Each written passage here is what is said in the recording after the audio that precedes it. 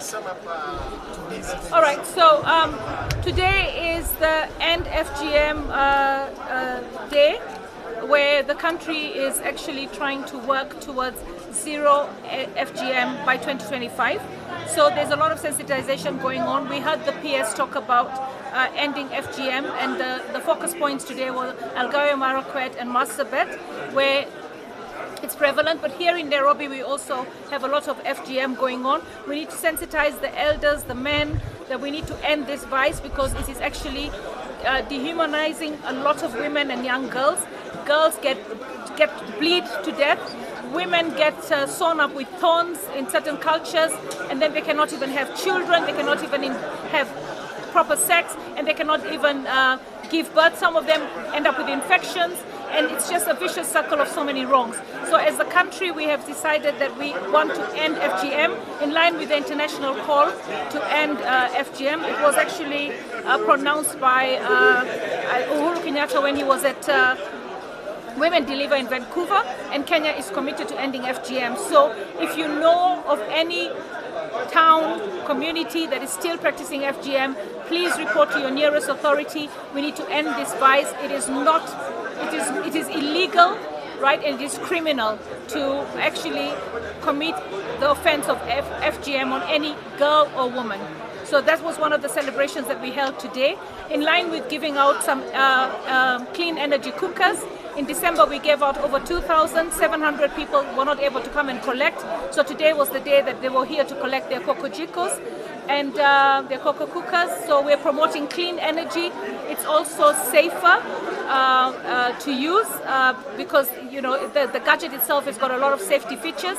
The people who got their cookers today get 2 jerrycans free of charge of the ethanol fuel from their dispensers. So we registered today over 700, so we can clear the ones who had been allocated the cocoa jikas in December. It's a project of GAF, Nairobi, to promote clean cooking.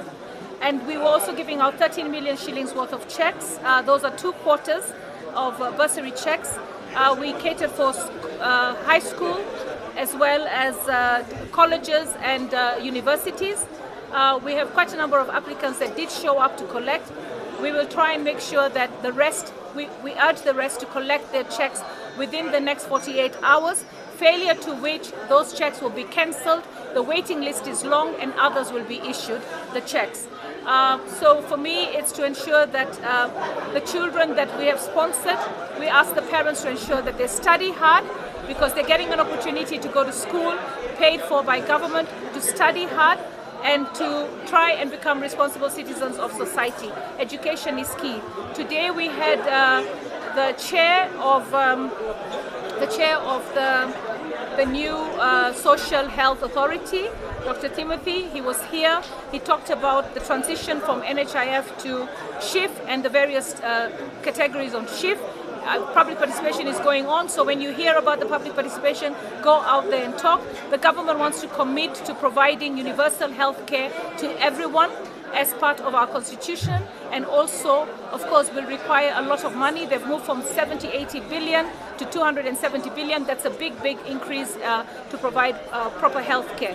We talked about areas of recurring prescriptions. People who have diabetes, people who have suffer from epilepsy, require recurring, and cancer require recurring treatment, and the medication ends up being very expensive.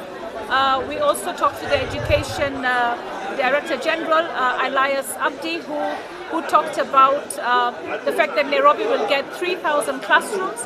So we're happy about that. Once the money is released to the various constituency members of parliament for CDF, please build those classrooms so that we can accommodate all the children that we have that are not in schools. Nairobi has a shortage of classrooms, and so we've got the lion's share of the project to provide more classrooms.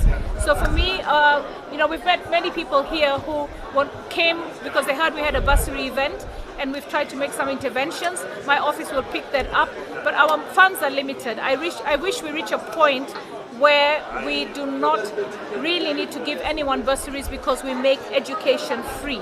We talked about boarding schools being the expensive one, and I think we need to look at at how we can actually ensure that schools don't send children home. The DG of Education said that no school should be holding any certificate for any Form 4 leaver. It is illegal to do that, and when they do that, the student is not able to progress, whether into college or into university, so we encourage all schools to release the certificates.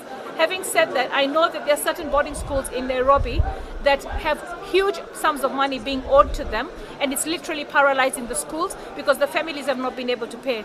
I urge the CS of Education to look into the summary of the schools that are being owed money, and maybe we could bail those schools out and write off that debt to those parents, because the schools are not going to be able to get that money from the parents, and the schools basically have offered the service and they're not able to provide improvement in the schools because they've not been paid. So the government should look at what is the value of unpaid school fees for children who've already finished Form 4, and how we can supplement the schools so that they can be able to provide services to our students and the students that are in the schools. I mean, it's a catch-22. When a parent can't pay, we're saying release the fees, release the certificate. There's no way they're going to go back to pay because they're already struggling with so many other needs. On the side of Embakasi, with the explosion, my office is going to look at how we can help with the uniforms. I've spoken to Margaret Lesuda. We know that most of them lost their uniforms, so we'll be looking at how we can complement. But what I would urge the schools that the students will go to, if they don't have the uniforms, please admit them until we are able to sort out the provision of uniforms.